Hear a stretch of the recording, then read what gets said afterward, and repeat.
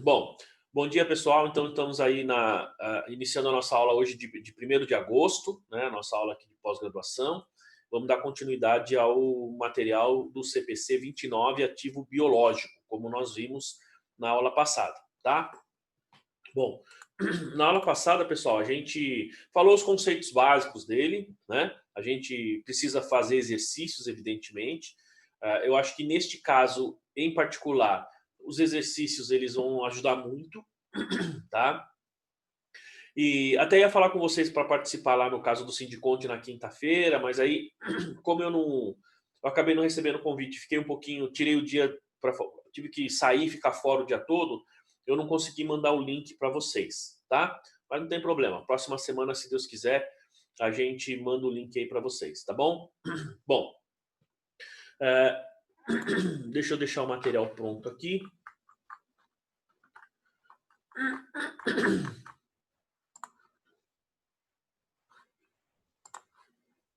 Muito bem, então vamos lá. Ó, então, acho que quem não estava na quinta-feira foi só a Marta, né? Mas o importante é que ela está aí hoje, né? Muito bem, o Rafa está aí. Bom dia, Rafael. Estou anotando aqui a listinha de presença. Oi? Tudo Bom bem? dia, professor. Bom dia, turma. Tudo bom? Joia? Bom, então é o seguinte, pessoal. Ó, então nós estamos falando aqui de ativos biológicos, né, e produtos agrícolas. Então vamos dar uma recapitulada aí nesses principais tópicos para a gente poder avançar. Então aqui eu vou falar bem rápido, tá?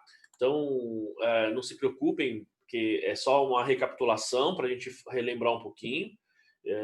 Durante a semana, às vezes a gente fica um pouco mais cansado, é natural, né? E hoje mais ainda, né? Então, quem não estava, que nem a Marta, por exemplo, mas fica tranquila que vai na aula lá gravada vai estar mais tranquilo, tá, Marta? Aqui é só a gente recapitular um pouquinho. Então, vamos lá, ó. Então, o objetivo dessa norma é dar o tratamento contábil para a parte efetivamente contábil, reconhecimento, mensuração e divulgação, né? Depois, ele fala que esse CPC, o que ele alcança? Ele alcança todos os ativos biológicos, exceto aqui atividades agrícolas, né, exceto os ativos biológicos que são planta portadoras, a produção agrícola no ponto da colheita, tá? Desculpa, esse aqui não é a exceção. Então, ele alcança os ativos biológicos, exceto planta portadora, porque está lá no CPC 27, a produção agrícola, porque ele vai falar o valor justo no momento desse corte, e quando você recebe, então, subvenção governamental, tá?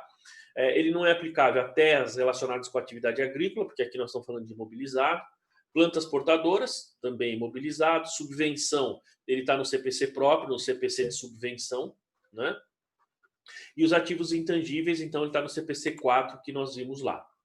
Ele fala aqui, ó, então, isso deve ser aplicado para a produção agrícola. Aí, o que é a produção agrícola? É aquela obtida no momento e no ponto da colheita dos produtos advindos dos ativos biológicos, né? Fala que após esse momento, ou seja, após o momento do corte, ele deixa de ser produção agrícola e passa a ser, ele deixa de ser ativo biológico e passa a ser produto agrícola ou produção agrícola, e aí ele é regido pelo CPC 16 estoque, tá? E aqui nesse ponto embaixo ele fala, o pronunciamento não trata do processamento dos produtos agrícolas após a colheita, porque aqui ele está falando de custos de aquisição, processamento e tal, aí ele está falando do CPC 16.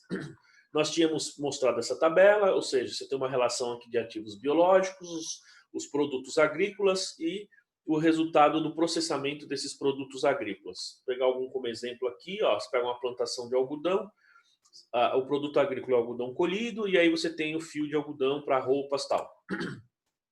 Um negócio interessante, eu não sei se vocês sabem, mas acho que é a Embrapa, né? Que é de pesquisa, não é isso?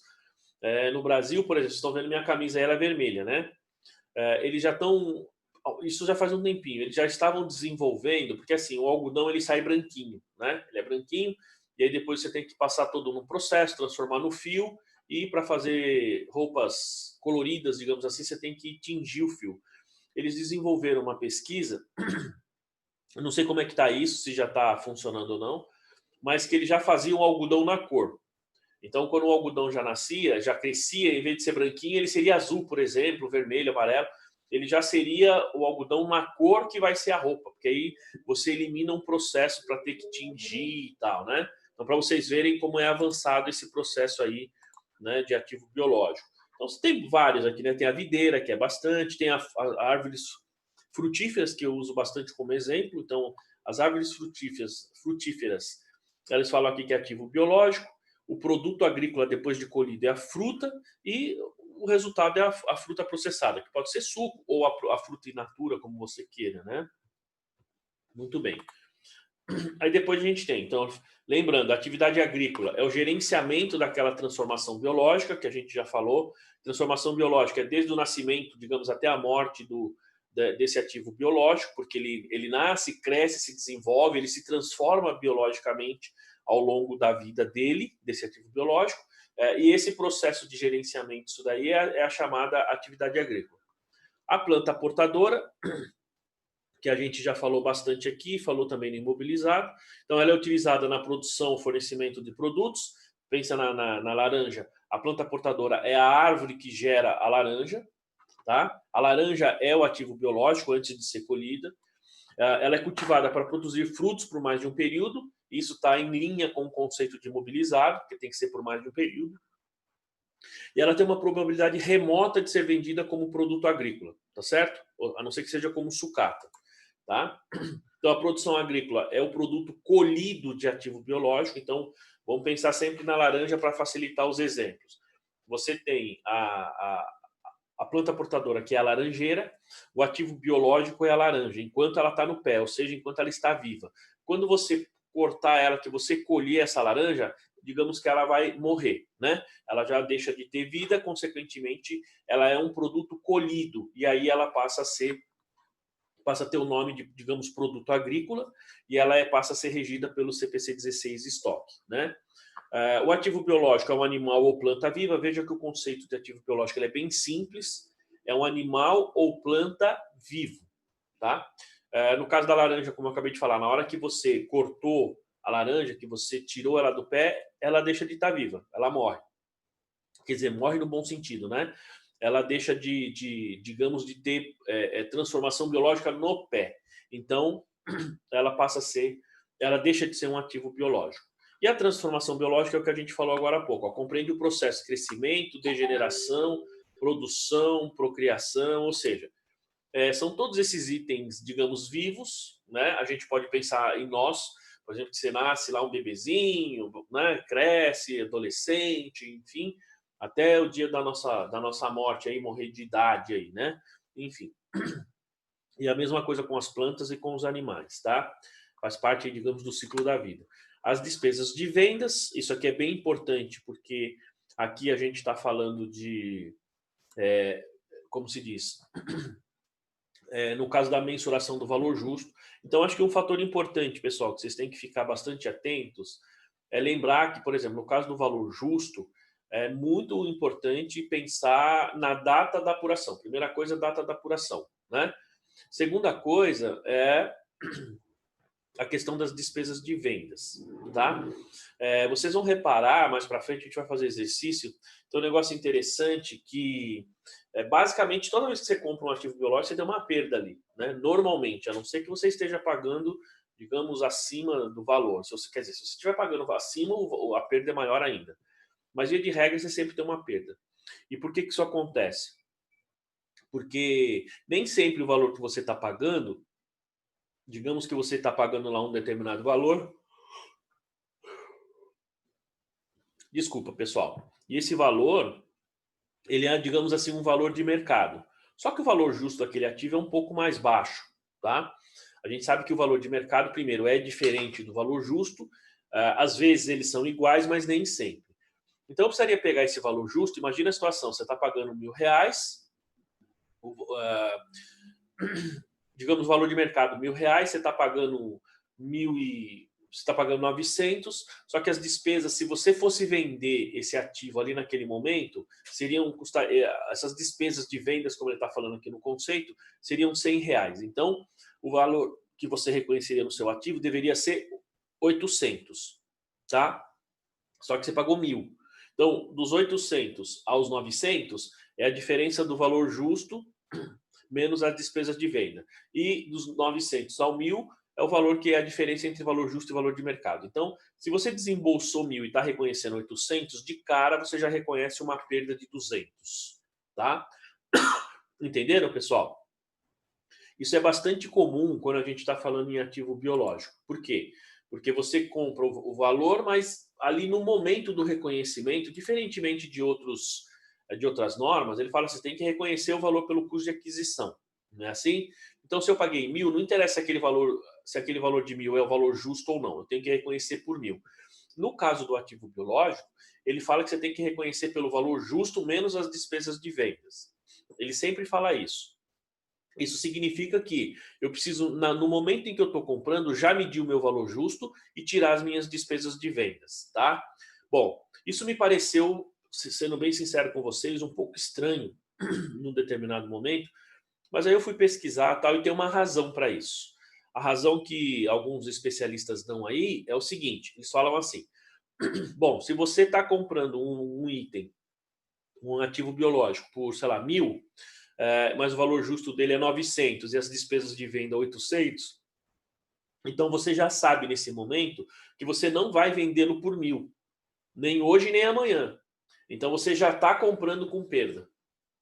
Entende? Embora me parece um pouco estranho, eu não concordo muito, sou bem sincero, é uma coisa que eu preciso digerir um pouquinho mais, mas o tratamento é esse. Mas assim, não me parece algo, pelo menos, digamos, tão bom assim, porque toda vez que você compra um ativo, você já compra com perda. Não tem muito sentido isso, né? Na minha opinião, né? Não sei o que vocês acham aí. Se alguém quiser se manifestar, foi a mesma coisa você comprar um carro e na hora que você compra o carro, você tem, por exemplo, vou dar um exemplo, você pagou R$1 milhão num imóvel. Vamos supor que esse seja o valor justo, tá? R$1 milhão. Se você fosse vender esse imóvel, né? Você teria que pagar, digamos, só um exemplo simples, você teria que pagar os 6% da correção do corretor, tá? Então imagina que você pagou 1 milhão, ele é o valor justo, você tem uma despesa de vendas de 60 mil, ou seja, de 6% aí de 1 milhão, né? E aí você reconheceria, então, 940 mil no seu ativo imobilizado. É mais ou menos isso. Né? E a diferença? Então a diferença seria uma perda. Não me parece muito, digamos, lógico esse procedimento. Estou falando, esse é um entendimento meu, tá? Nós vamos tratar disso mais para frente, mas não me parece necessariamente muito lógico esse procedimento, porque veja só, se eu acabei de pagar 1 milhão no imóvel, eu vou ter que reconhecer ele por 940? Não sei, não, parece que não faz muito sentido. Mas a norma, nesse caso, ela é bem clara. O reconhecimento inicial, nós vamos ver aqui, tá? Ela tem que ser pelo valor justo menos as despesas de vendas. Que são essas despesas aqui? Ó. Ele fala, ó, são despesas incrementais, diretamente atribuíveis à venda de ativo, exceto despesas financeiras e tributos sobre o lucro. Tá? O que são essas despesas incrementais? Pessoal, estão com frio aí, não? Deixa eu pôr minha blusa aqui que eu tô com bastante frio, hein? Tá louco. Mas eu tô enrolado no cobertor aqui, por isso que eu nem liguei a câmera. Por isso que vocês nem ligaram a câmera, eu tô vendo. Aqui tá, você é louco, tá caindo neve aqui, viu? É que vocês não estão vendo, mas eu deixei a minha, como se diz, a minha galocha ali, minha roupa de neve aqui na porta aqui. E olha, Vou voltar às aulas, eu vou ter que colocar lareira. É verdade. E olha que é o seguinte, hein? Eu mudei de escritório, falei para vocês, né? Então colocaram a internet aqui, foi uma briga, mas colocaram. E a sala é menor, ela é mais aconchegante. A outra sala que eu tava era gigante, enorme, né? Bem grande, assim, quase 50 metros para trabalhar sozinho. Aqui não, aqui é bem menorzinho, é mais aconchegante, mas é frio, é mais frio do que a outra sala, né? Vou ter que colocar como é que se diz, um negócio aqui na janela para não entrar ventinho, porque tá frio. Ontem à noite fazendo os SPEDs aqui, ó, minha mão saiu daqui congelada. Bom, mas voltando. Então, o que são essas despesas incrementais que ele fala? Pessoal, esse termo é bastante comum e a gente vai ouvir, vocês vão ouvir falar várias vezes dele. Não sei se vocês já ouviram falar, quando ele usa aqui ó, a expressão ó, despesas incrementais aqui, ó, tá vendo? Ó? São as despesas incrementais. Já ouviram falar esse termo? Conhecem esse termo? Não. O que significa? Não? Bom, esse termo aí é o seguinte. Quando ele fala o termo incremental, ele está falando assim. Ó, quer ver? Ó, diretamente atribuíveis a, exceto as despesas financeiras. Essas despesas incrementais, elas são, por exemplo, você pega, como é que é? Você tem um outro CPC que fala do custo da emissão de títulos, acho que é isso. Esqueci o nome do CPC, acho que é o CPC 8. Por exemplo, ele usa muito esse termo, tá? As despesas incrementais são aquelas despesas que elas só ocorrem se você for vender, tá? Ou seja, elas existem porque você vai fazer uma determinada operação. Se você não for fazer, elas não existem, tá? É mais ou menos como se fosse, a gente poderia fazer uma analogia pensando em termos de custo com uma despesa operacional. Desculpa, uma despesa variável, né? Um custo variável. Então você produz mais, você usa mais matéria-prima. Ou seja, o custo só vai existir se você produzir. As despesas incrementais, elas têm essa característica. Então, por exemplo, eu falei agora para vocês do corretor, tá certo? Então, eu só vou ter o gasto com o corretor se eu vender o imóvel, né? Então, veja que é uma despesa que ocorre numa determinada venda, mas ela só ocorre se eu vender. Se eu não vender, então eu não tenho esse gasto com o corretor. Esse tipo digamos, de característica é o que define uma despesa incremental, tá? Ficou claro isso daí? Então, esse conceito de despesa de venda ele é bem importante porque ele sempre vai estar atrelado ao valor justo, tá? Grupos de ativos biológicos, então isso aqui também é uma coisa bem importante para a gente poder entender quando a gente fala aqui do ativo biológico, porque aqui, o que ele está falando? Fica mais fácil você mensurar, fica mais fácil você controlar quando você trata por conjunto de ativos aqui, né? Ele fala que é o conjunto de animais ou plantas vivas semelhantes. Por que semelhantes, pessoal? Porque assim, vocês acham que, por exemplo, vamos pegar aqui uma vaca. Você tem lá um monte de cabeça de gado lá. Pergunta, vocês acham que as vacas são todas iguais? Não. Não, né? É igual zebra. As zebras são iguais? Não. E outra pergunta, a zebra é preta com listra branca ou é branca com listra preta? Essa é uma pergunta complicada. Vocês sabem que teve aí alguns cientistas pesquisando isso, né? Se ela era branca com listra preta ou preta com listra branca, né? Bom, chegaram até uma conclusão aí. Mas é o seguinte, olha só. Lá, o Diogo está falando que é branca, mas não é, Diogo. Na verdade, eu acho que ela é preta com listra branca. Alguma coisa assim. É o oposto. Sabe por quê? A gente pensa que ela mas quando se você pegar uma zebra, olha que interessante, e raspar, deixar ela sem pelo nenhum, você vai ver que a pele dela é uma pele escura. Segundo os especialistas aí, né? Enfim, mas assim como a gente pensa no caso da zebra, vamos pensar no caso vamos pensar lá nas suas cabeças de gado lá, né? Que você tem na sua fazenda. O Diogo tem um monte de cabeça de gado lá. Então você tem, embora sejam vamos falar vaca, né? Embora você tenha um monte de vaquinha lá, você tem um monte de boi lá, eles não são iguais. Por quê? Falou os bois dos parentes, né?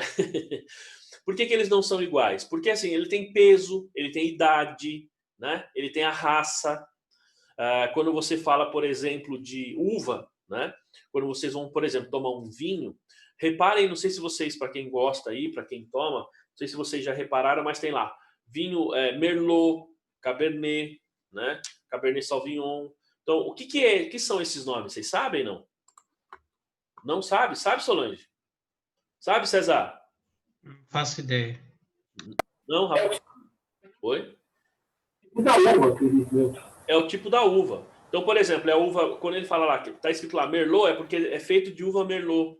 Quando é Cabernet Sauvignon, quando enfim, né? Sempre vai estar, aquela é a marca, é o tipo da uva, tá? Você pode reparar que tem alguns vinhos que não tem isso, não está escrito. Se você olhar no rótulo desses vinhos, você vai reparar que ali você tem uma mistura de vinhos, de uvas. Às vezes eles pegam várias uvas diferentes para fazer determinados vinhos. Isso é comum, tá? Claro que aí é um vinho, digamos, específico que eles queiram fazer. Mas veja, então, se eu vou classificar, por exemplo, imagina que, e normalmente, claro que numa plantação de uva, você tem essas uvas separadas, elas não, até onde eu sei, elas não ficam juntas, né? Mas vamos supor que você tenha lá, você faz Cabernet Sauvignon e você faz Merlot, tá? Então, você vai ter as parreiras de forma separada, porque você vai tratar de forma separada. Quando você tem o gado, por exemplo, você vai tratar se ele é bezerro, se ele é... Depois de bezerro ele passa para garrote, de garrote ele passa para boi, enfim, né? Depois pode ser touro, depende o caso, né? Boi e touro também tem uma diferença, né? Porque o boi ele é castrado, ele não é para reprodução, e o touro eles deixam para reprodução.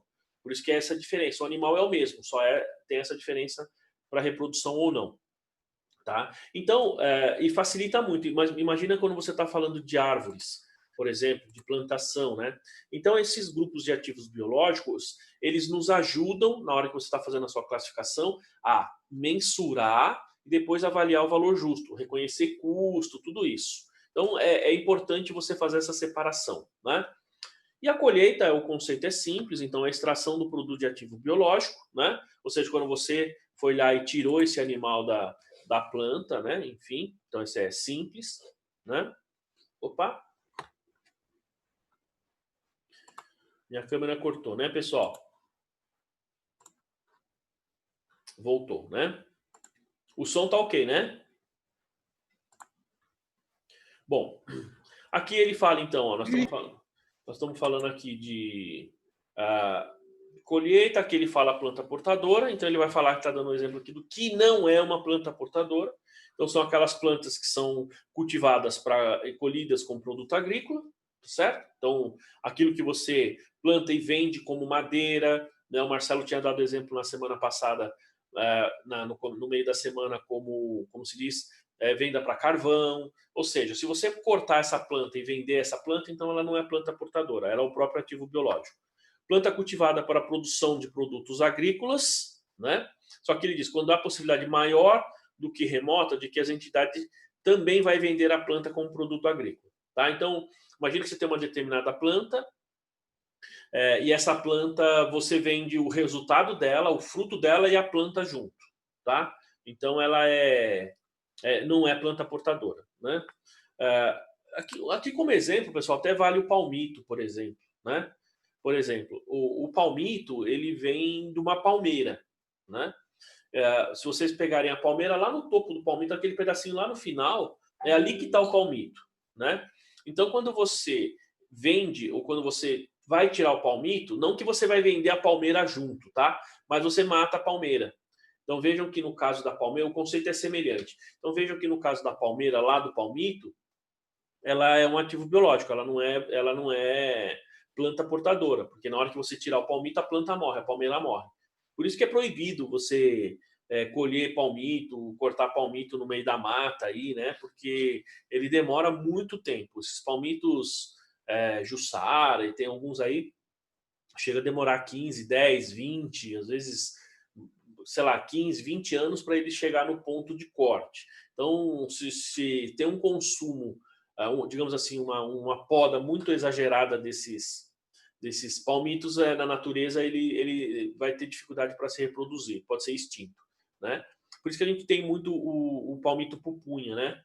O pupunha, a gente você pede uma pizza, é muito comum vir pupunha, ou quando você vai num restaurante e tal. Por quê? Porque o pupunha ele se reproduz muito mais rápido, tá? Então veja aqui, por exemplo, você pode ter lá a característica do palmito Jussara e palmito pupunha, certo?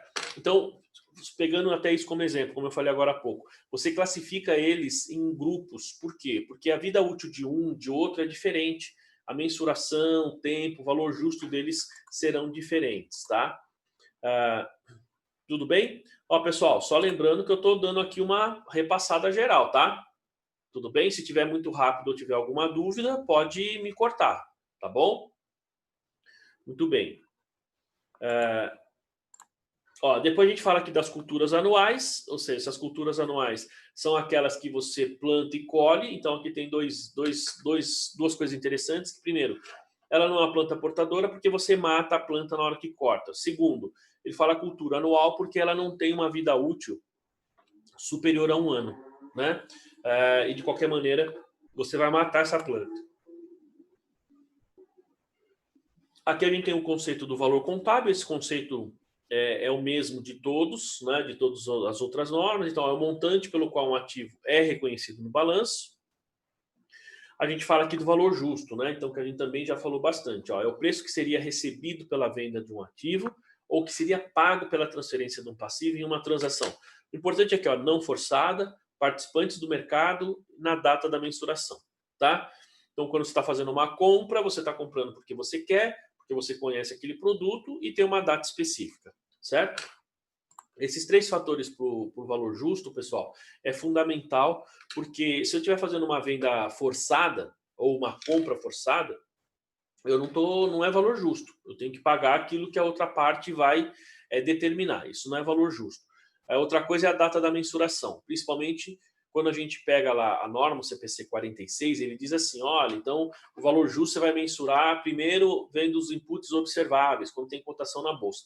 Para ativo biológico, uma boa parte deles tem cotação na bolsa. Não todos, mas tem. Estou vendendo café, açúcar, gado, você tem cotação na bolsa para isso, tá? Então você consegue mensurar muitas vezes o valor justo desses casos, né? Desses ativos. Por exemplo, você pega gado, é muito comum, porque se vocês pegarem lá, como se diz, para quem tem aí algumas, não sei se vocês já viram, tem uma TV a cabo, a TV do Boi, canal do Boi, já viram o canal do Boi? Né? Então, se vocês olharem lá o canal do Boi... Então, que passa um monte de leilão, né? Um negócio assim. Isso, perfeito, Rafa, é isso mesmo, né? Bom dia, Marcelo, tudo bem? Não dá para entender nada que o cara fica falando preço rápido, adoidado lá. Então, Marcelo, Rafael, mas aquilo ali, por exemplo... Bom dia. Bom dia. Ele te dá o valor justo, entendeu? Ele te dá o valor justo. Por quê? Porque, assim, embora tenha... aquilo está no leilão, as pessoas estão dando lance, né? Não sei se vocês já viram o leilão. Então, por exemplo, se vocês assistirem aqueles programas, Guerra dos Containers, já viram esses programas aí? Que os caras vão lá e compram aqueles containers e vão dando lance, né? Quando isso vai acontecendo, a pessoa ela vai indo até um momento que ela entende como justo. Porque por isso que é importante você ser conhecedor do mercado, porque senão você compra ou paga muito mais caro por um produto ou muito mais barato, sem saber o que você está negociando, e aí não seria valor justo. Esse é um ponto. O segundo ponto é que nesses casos aqui, quando a gente pega esses programas, no caso de boi, por exemplo, você tem a cotação, tem cotação diária do quilo do valor da arroba, tal. Então aí isso tudo serve para você medir o valor justo, tá? Bom, a subvenção governamental, então, ela é definida lá no CPC 7. A subvenção, na verdade, é quando o governo dá recursos para as empresas, né? Quando o governo subsidia essas empresas. Pode ser de várias formas. A subvenção, ela acontece... Tem subvenção e assistência, né? Quando o governo ele pode dar dinheiro, não é muito que acontece, mas ele pode fazer isso. O governo pode financiar com juros subsidiados a sua produção, ou ele pode dar, em vez de dar dinheiro, dar recursos, por exemplo. Ele pode conceder terras, e aí nós estamos falando de governo, pensando em governo estadual e governo municipal, né, e o federal. Então, você tem vários tipos de subvenção aí, e nesse meio agrícola existem muitos, tá? Vários tipos. Bom, o conceito de atividade agrícola, então, na verdade, ele compreende aqui uma série de atividades, que é o aumento dos rebanhos, a silvicultura, colheita anual ou constante, né? O cultivo de pomares ou de plantações, se você tem lá a ideia de ficar produzindo aquela fruta sempre. Floricultura ou cultura aquática, né? Eu falo, incluindo criação de peixes. A gente deixou claro no caso dos peixes que quando você está lá no mar... Professor, Oi, diga. O senhor tinha explicado sobre silvicultura, mas eu esqueci o que é. Silvicultura? Não, eu tinha falado de piscicultura, não era?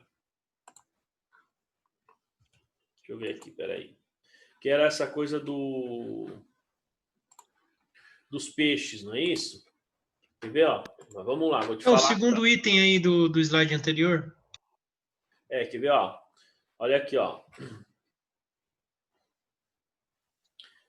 Peraí. Olha só, na verdade, ó, silvicultura, eu vou ler aqui para você, ó.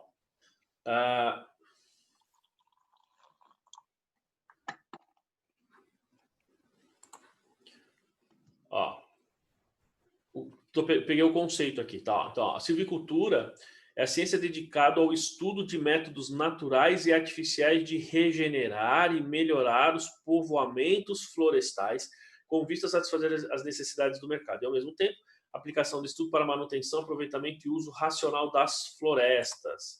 Então, quando você está falando aqui de silvicultura, que é esse item 2 aqui, né? Ó, que você está falando, né? Ó, esse aqui, né? Ó, silvicultura, não é isso?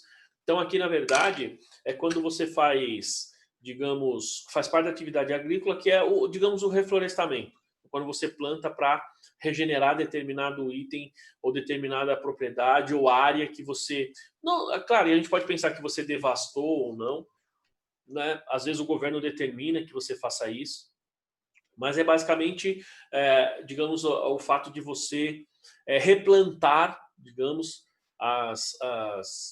as árvores que foram extraídas dali, enfim, recuperar o ambiente, digamos assim, tá? Valeu, professor, obrigado. Ó, aqui que a gente tem em termos de atividades agrícolas, ele fala assim, ó, então, certas características comuns, né, que ocorrem aí dentro de uma atividade agrícola. A capacidade de mudança, bom, pessoal, isso aqui a gente vê diariamente, então animais e plantas vivos são capazes de transformações biológicas, evidentemente eles estão em alteração, em mudança diariamente, tá? E aí entra a questão que, já que eles têm essa mudança, essa capacidade de mudança, a gente tem que gerenciar essa mudança. Por ser atividade agrícola, nós temos que gerenciar essa mudança, tá? Ó, o gerenciamento facilita a transformação biológica, promovendo pelo menos, estabilizando as condições necessárias para que o processo ocorra. Por exemplo, nível de nutriente, umidade, temperatura, fertilidade e luz. Vocês sabem onde fica aqui no Brasil um dos maiores e melhores produtores de uva, um dos, não talvez o melhor, mas um dos. Em que região do Brasil, vocês sabem, não? Onde vocês acham que fica? Acho que deve ser sul, né? No sul, é isso? Bom, um dos maiores e melhores produtores de uva, diga, Solange. Eu ouvi dizer outro dia, eu vi numa reportagem que era um lugar lá específico, lá no sertão do Nordeste. É isso aí, é lá no sertão do Nordeste. Por quê? Olha só, você fala, mas lá no sertão se você... eu não vi, mas ouvi dizer que quando você sobrevoa, é um negócio interessante, porque você está num semiárido, você não tem nada em volta, né? Você tem lá um negócio, pode parecer... Não é deserto, mas tem um negócio muito seco e no meio do nada você tem um tapete verde, assim, imagina um quadrado verde, né, com a plantação. Então, olha que interessante. Como é que você... Normalmente, quando a gente pensa no sertão do Nordeste, a gente está pensando lá, aquela seca, o pessoal comendo palma, né? O gado comendo palma, né? E sabe o que é palma, não? Aqueles tipo cactos assim, né? Então, o gado comendo... Opa, isso aí eu sei. Então, comendo calango. Não, o pessoal come calango também, não come, não? Ou seja, é uma situação, uma vida bem difícil, tá? Mas no meio do sertão você tem uma plantação de uva. E eu pergunto, como é que se consegue uma plantação daquela? Tá? Ou seja, é justamente o gerenciamento dessa mudança, tá? Porque eles trabalham com a irrigação, lá tem um lençol freático enorme, então eles conseguem aproveitar a água, que é de boa qualidade, pelo menos naquele local. Eles controlam, tem todo o controle, né? Para a gente, que é exatamente isso aqui, ó, tem todo esse gerenciamento dessa mudança, tá? Por quê? Porque eles estão facilitando, eles estão trabalhando de forma que você tenha essa transformação biológica de forma satisfatória, tá? E faz com que eles sejam um dos maiores produtores de uva aí do Brasil. É impressionante quando a gente vê isso, né? Assim como o Marcelo, quando a gente assiste aí Globo Rural, essas coisas aparecem bastante, tá? Ó, e aí ele fala aqui, ó, tal gerenciamento é que distingue as atividades agrícolas de outras atividades. Por exemplo, colher de fontes não gerenciadas, tais como pesca no oceano ou desflorestamento, não é atividade agrícola. Tá? Então você pega lá na Amazônia, o cara tá lá desmatando, isso aqui é uma atividade agrícola. Não é atividade agrícola. tá? Por quê? Porque você não está controlando. Você não tem controle, você simplesmente vai lá e desmata ou simplesmente você vai lá e pesca. No caso aqui da piscicultura, deu exemplo até, se vocês lembrarem, de um primo meu, né, que ele tem, como se diz, ele tem lá o criador de peixe dele lá em Ubatuba, então todo dia no grupo da família lá de manhã ele manda foto lá dos peixes, é um negócio bem interessante, né? Depois eu mando aí no grupo só para vocês verem como que é. Na hora do intervalo eu mando um vídeo dele no grupo para vocês verem. Então ele chega de manhã, tá lá aquele monte de peixe. Ele vai lá, cuida, olha, vê se está tudo bem, enfim. Veja que embora esteja no mar, ele está gerenciando aquilo, né? Ele está gerenciando. Agora você tem aquelas pessoas que pescam, saem para o mar e a gente vê aqueles navios pesqueiros, tal. Isso não é atividade agrícola, tá? Só lembrando uma coisa, pessoal, quando a gente fala atividade agrícola, né, ou a gente pensa que a atividade agrícola é aquilo que está relacionado à terra, plantação, gado. Não. Se estiver relacionado a peixes também, não deixa de ser uma atividade agrícola, tá? Enfim. Só que quando você tem essa pesca intensiva do tipo, sou um pescador e eu saio para o mar para pescar e volto com um monte de peixe, ou às vezes volto vazio, que seja, tal. Mas isso não representa uma atividade agrícola porque você não tem controle sobre aquilo que está no mar, tá certo?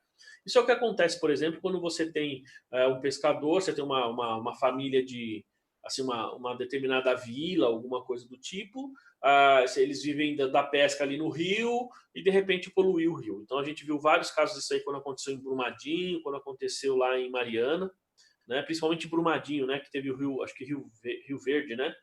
Enfim, que você teve toda uma contaminação aí. Rio Doce, acho que Rio Doce, né? Enfim, teve toda uma contaminação no rio e várias populações ribeirinhas ficaram sem fonte de renda. Isso acontece por quê? Porque aquilo não é uma atividade agrícola, porque eles não controlam aquilo. Perceberam? Eles não têm como controlar a quantidade de peixe, o tipo, se aumenta ou não os peixes. Eles dependem simplesmente da natureza. E esse depender da natureza não representa uma atividade agrícola, tá? Bom, aí ele tem aqui, ó. Então, outra coisa. Então, ele fala aqui, ó. Primeiro, A, capacidade de mudança, o gerenciamento da mudança, e C, a mensuração da mudança. Então, a mudança da qualidade, por exemplo, mérito genético, densidade, amadurecimento, nível de gordura, conteúdo proteico, resistência da fibra, enfim. Ou a quantidade. Então, ele fala, eu consigo mensurar a mudança pela qualidade ou pela quantidade, né? Por exemplo, descendência, peso, metros cúbicos, comprimento, enfim. Causada pela transformação biológica ou colheita, é mensurada e monitorada como uma função rotineira de gerenciamento.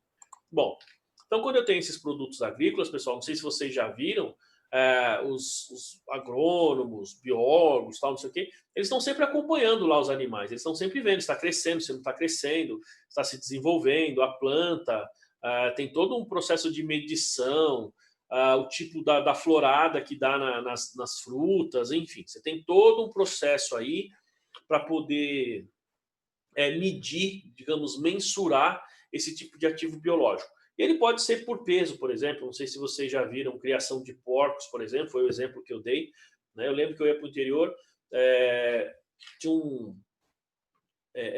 vamos chamar assim de primo, né?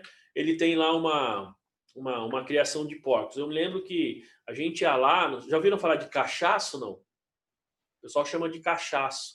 Cachaço é um porco, é o porco que reproduz. Ele parece um cavalo, é gigante o porco, é impressionante. Enorme. Oi? Enorme. Ele é gigante, é muito grande. Assim, para quem não está acostumado, quando vê um porco daquele tamanho, se assusta. É muito grande, né? O pessoal no interior lá, pelo menos, chama de cachaço, que é o porco que ele vai usar para ser, digamos, a matriz para reproduzir, não a fêmea, né? O macho. Ele é muito grande. Aí quando nasce o porquinho, é bem pequenininho, né? E é rosinha, assim. É até bonitinho, é uma coisa bonitinha, né? Enfim. Oi? Leitão. Vermelhinho, né? Leitãozinho. Exatamente. Eu lembro que a gente ia lá e tinha que a gente ia, eu não, né? Mas, quer dizer, eu ia lá ver e ajudar ele castrar os bichinhos, né? Porque quando você castra, ele engorda mais rápido também. Veja só, o fato de castrar ou não também é um gerenciamento, digamos, que você consegue fazer para mensurar e para melhorar o peso. E assim, ele pegava, não sei hoje se continua assim, mas o porquinho lá recém-nascido, coisa de algumas horas, assim, um pouquinho mais, um dia no máximo, a gente pegava o porquinho, ele vinha com um estilete, né? Chegava lá no testículo do porquinho, cortava assim rapidinho, tirava lá enfim, castrava ali na hora o bichinho para ele não se reproduzir.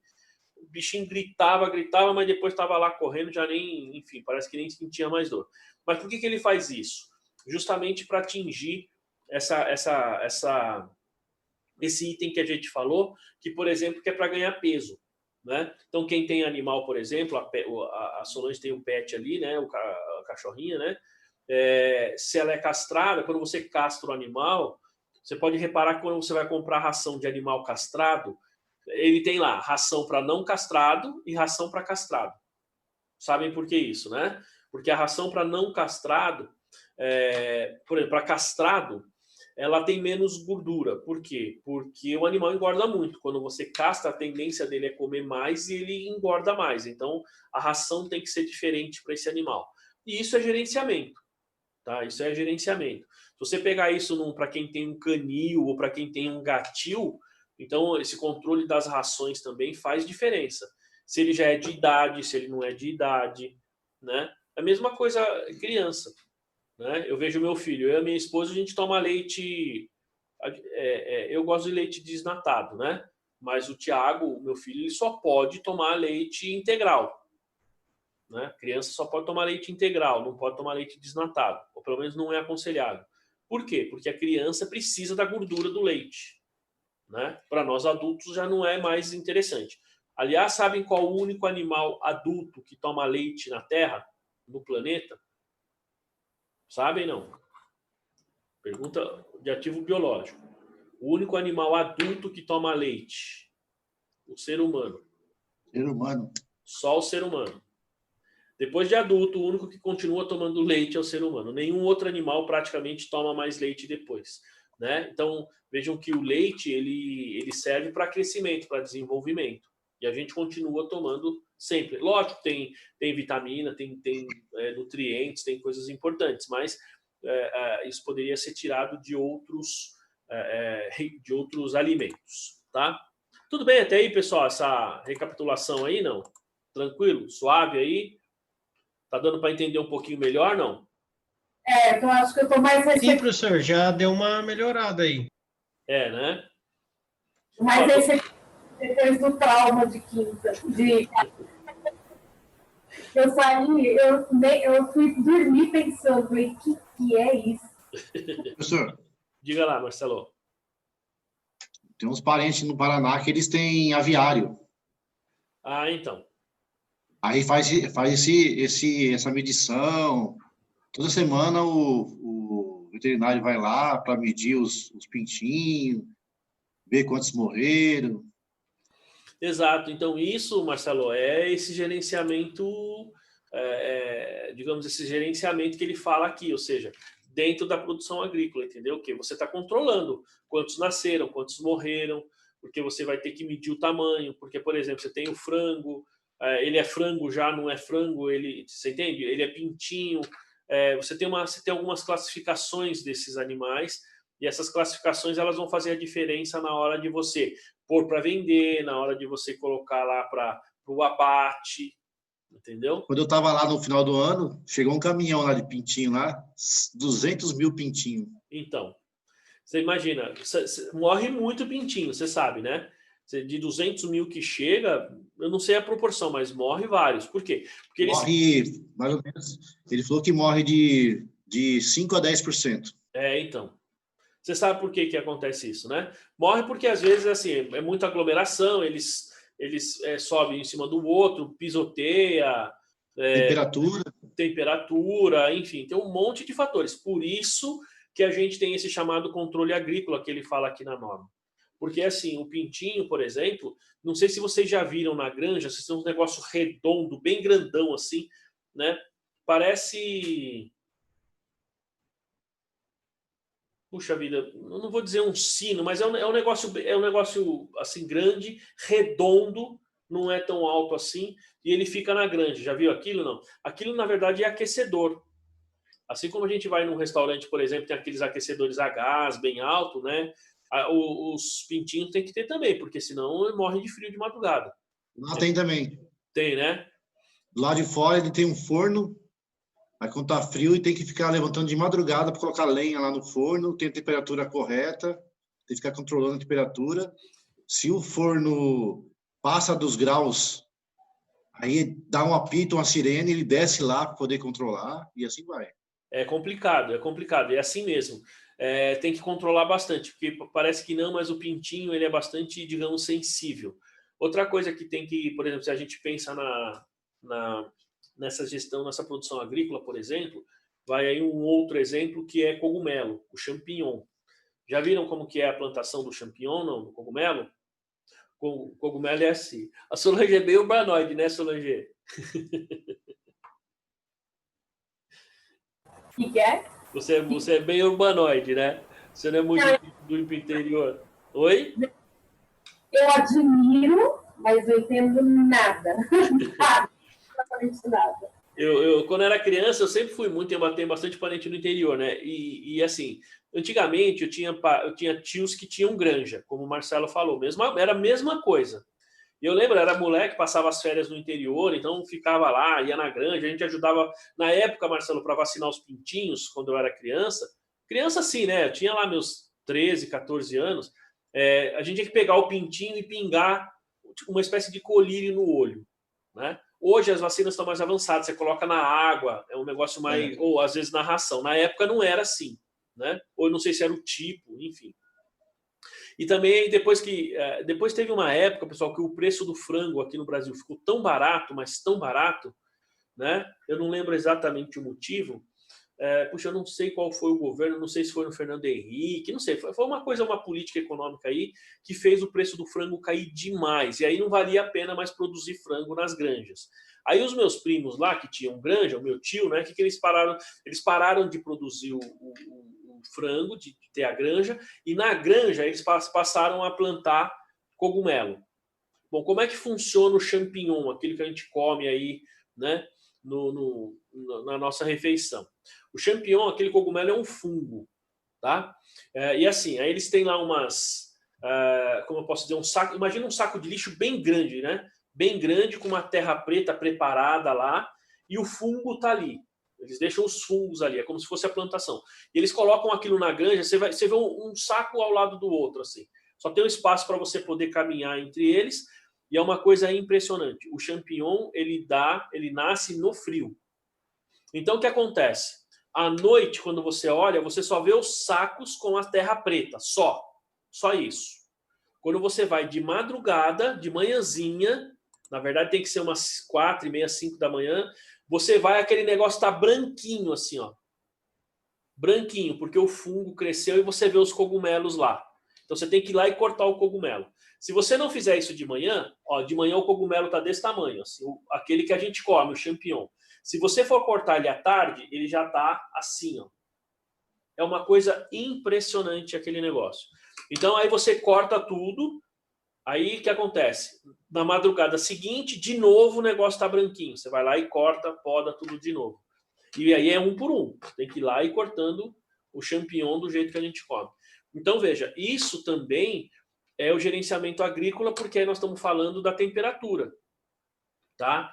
Se nós estamos falando nesse período que está frio, então de madrugada no interior, no local mais frio, ele consegue nascer. E se você está falando num lugar que é mais quente, aí você tem que ter, não vou dizer frigorífico, né? Mas tem que ter uma espécie de resfriamento para poder manter a temperatura adequada para o crescimento do champignon. Não sei se vocês sabem, mas tudo bem, Daniele? Não sei se vocês sabem, mas todo cogumelo é comestível, sabiam? Sem exceção. Todos os cogumelos na natureza são comestíveis. Sabiam disso? Tem aqueles que matam, mas tudo bem. Mas você come uma única vez na vida, né? Tem aqueles que você come uma única vez. Comeu uma vez, não come mais nada, né? Enfim. E esse negócio de cogumelo tem que tomar muito cuidado, pessoal. Tem que tomar muito cuidado, porque se você pega cogumelo na natureza aí, são tóxicos e realmente você come, você pode morrer em algumas horas. Tem alguns que são bem complicados mesmo. Muito bem. Então, como eu estava falando, a gente tem que mensurar essa mudança aí. Gente, só um outro detalhe aqui, hoje eu estou falando bastante, né? Nosso intervalo é às 10, né? 10h20, não é isso? Tá. Então, por exemplo, um outro fator que eu esqueci aqui, por exemplo, é quando você está vendendo carne, por exemplo, aí entra essa questão do gerenciamento agrícola, quando você está vendendo carne para muçulmano, para judeu, por exemplo. Né? Não sei se vocês sabem, mas tem todo um ritual para você matar o animal. Por exemplo, se você vai se você vai vender para muçulmano, então o animal ele tem que ser morto, direcionado para Meca. Tem algo parecido. Quando você vai para judeu, então, por exemplo, você não pode. A Bíblia diz no Velho Testamento, né, que a gente não pode comer sangue, né, que a gente não deve comer sangue. E tem todo um porquê de não comer sangue, né? E assim, então o que os judeus fazem? Eles, quando a carne vai ser vendida, por exemplo, para o judeu, eles abatem o animal, tá? E tem que deixar escorrer todo o sangue. Depois que escorre todo o sangue, é que eles cortam, e tem o jeito certo de matar, a posição e o jeito de cortar, tá? Então, se você tem lá digamos, você é um produtor e vende carne para judeu, vende carne para Israel, por exemplo, você precisa ter o jeito certo de fazer. Isso faz parte do gerenciamento. Claro que aqui não é gerenciamento da produção, porque aí o boi já está abatido, tá certo? Está falando do processo de abater o boi. Diga, Solange. Eu acho engraçado, né? Porque parece até, para mim, soa como uma uma hipocrisia, né? Porque para matar ser humano não tem ritual. Vai lá e atira e pronto, acabou. Né? Porque esse povo vive de guerra. Né? Então é uma grande hipocrisia, né? Tirando aí, não é o tema da aula, mas eu acho um absurdo isso. É complicado, né? Porque é assim, a pessoa segue. Então, essa é a diferença de Cristo, Solange. Jesus Cristo, ele veio justamente, se eu tiver errado aí, as pessoas que conhecem mais do que eu aí podem falar, desculpa o à parte aqui, mas essa é a diferença, porque veja só, se você pega o Alcorão, por exemplo, né, ou se você, então ele fala de Alá, né, que é Deus, ele vai falar de Maomé e tal. E aí eles seguem muito o que está escrito, exatamente o que está escrito. Assim como os judeus, eles vão seguir basicamente o que está no Velho Testamento, claro, a não ser os judeus convertidos, né, os judeus cristãos, que tem muitos judeus cristãos, mas sabiam disso, né, pessoal? Tem judeu cristão, né? Sabia, Marcelo? Então, você tem aqueles judeus, eles são messiânicos. Exatamente, os messiânicos, eles são cristãos, tá? Mas eles estão muito... Aqueles que não são, digamos, cristãos, né, que não acreditam no Messias, daí messiânico, eles estão muito apegados à letra, à palavra, né? Então, Cristo vem justamente não para abolir a lei, mas ele vem para dar uma nova interpretação para alguns pontos. Esse é um deles, entendeu? Tem os judeus ortodoxos, né? Tem, que são os mais, digamos, os mais radicais, aqueles que só andam de preto, tal, né? Enfim. Então, a gente... e aí cai nisso que você falou, Solange, que assim, o cara tem todo um ritual para matar o animal, tá? Mas assim, mata as pessoas. Aí fala assim, mas eu entro numa guerra, então, por Deus, eu entro numa guerra e mato as pessoas.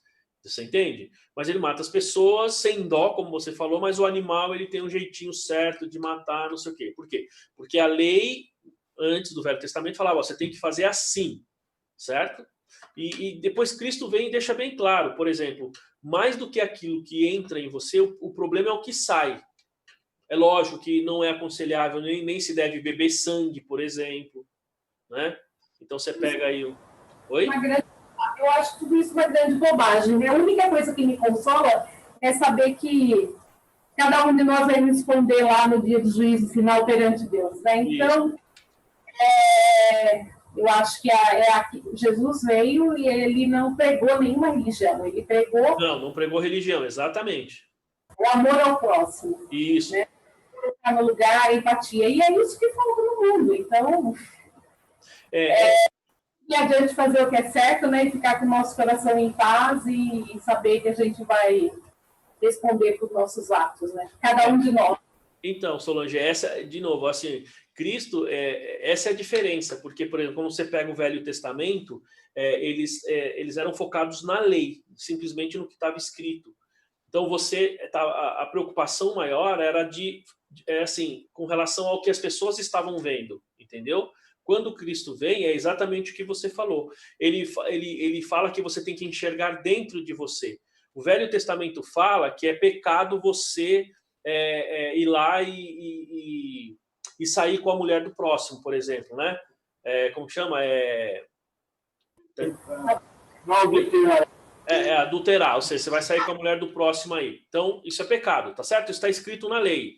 Mas Jesus vem e ele faz você olhar a lei para dentro de você. Porque ele fala assim, se você olhar a mulher do próximo e desejar, você já pecou. Você percebe? Então, há uma diferença.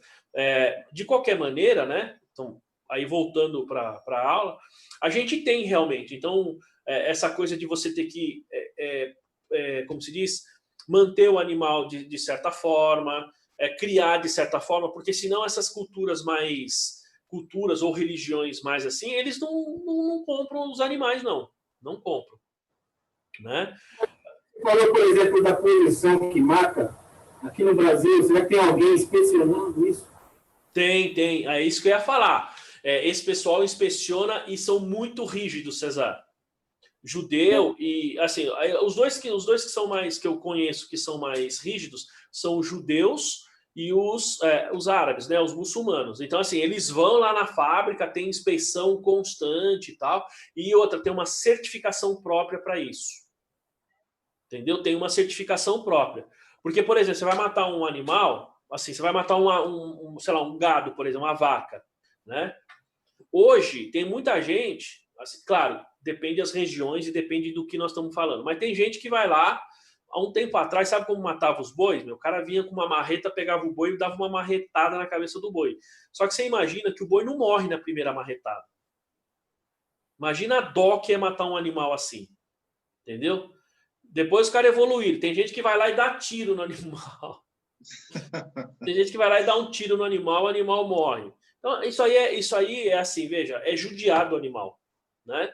Agora, tem outros que vão lá, os caras não sei se deve ter injeção letal, que o cara coloca, aí o animal morre sem sentir dor, né? Então, você tem hoje métodos mais, digamos, menos sofrível para os animais, né? Os animais não precisam sofrer. Ela me comentou uma vez que cortava o pescoço. Então, exato. O que eles fazem? No caso do judeu, por exemplo, se eu não estou enganado, eles matam, né? Primeiro mata o animal, depois ele corta o pescoço, justamente para escorrer o sangue. Não sei se vocês iam antigamente nas granjas. As granjas têm um funil grandão. Já viram um funil nas granjas assim? Né? Para que serve aquilo? O Marcelo, como tem parente aí que tem frango, deve já ter visto, né? Você tem uns funis assim. O que ele faz? Ele mata o frango ali. Não é como no interior. Por que a carne da galinha caipira é mais durinha e mais escura do que o frango que a gente compra no mercado? Sabe por quê? Porque é a forma de matar. Porque quando você vai lá no sítio comer um frango, a pessoa vai lá e estrangula o frango, quebra o pescoço, não é assim?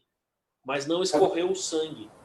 Entendeu? O frango que você come na granja, ele pega esse funil, o frango entra já morto já, mas assim, acabou de morrer, às vezes nem acabou de morrer, tem lugar que ele coloca assim, aí nesse funil, um funil grande, a cabecinha do frango, o pescocinho fica para fora, ele corta o pescoço, justamente para escorrer o sangue, aí o sangue não impregna na carne, a carne fica mais macia e fica branquinha. Claro que também tem a questão da ração. Mas vejam que tudo isso, pessoal, faz parte desse gerenciamento agrícola, né? Bom, hoje nós estamos dando mais exemplo aí, né? Sim. Então vamos lá, continuando aí. Ó, e claro, né, que a gente está falando, tudo isso é para mensurar essa mudança. Quando a gente fala de qualidade, por exemplo, né? O César perguntou, o pessoal inspeciona, porque eles vão ver a qualidade lá, e tem certificação própria. Se você não fizer dentro da certificação, essas culturas não compram esses animais, tá? Bom, aí a transformação biológica, ela resulta, na verdade, ele fala aqui, ó, dos seguintes eventos. Primeiro, mudança de ativo por meio do crescimento, degeneração ou procriação. Então, o que é o crescimento? Aumento de quantidade ou melhoria na qualidade do animal ou planta. Tá? Então, por exemplo, no caso da cana-de-açúcar, por exemplo, pessoal, você não fica plantando a cana todo ano. Né? Você planta uma vez, Você joga lá a semente, planta lá uma vez, ela cresce, você corta, ela cresce, você vai fazer isso em média 4 a 5 vezes. Antigamente, pessoal, isso aí chegava até 8 vezes. Então, você plantava uma vez, tinha 8 colheitas. Hoje, você planta uma vez, você chega a 5 colheitas. Então, isso faz parte desse gerenciamento, tá? É claro que quando você tem essas fazendas, em São Paulo não tem mais, né? É que você tem lá os boia fria, não tem o boia fria? Né? Em São Paulo não tem mais boia fria, tá, pessoal? É proibido no estado de São Paulo. O que é o boia fria? Aquele cara que ficava lá cortando cana, né? O cara ficava totalmente coberto, só com os olhos de fora e com o facão cortando. Sabe por que eles ficavam daquele jeito, não? É para você proteger das cobras. Não só cobra, viu, Cesar? Porque, claro, tem muita cobra no canavial, mas aquele sol, cobra também, outros animais, mas principalmente a cana corta. Também.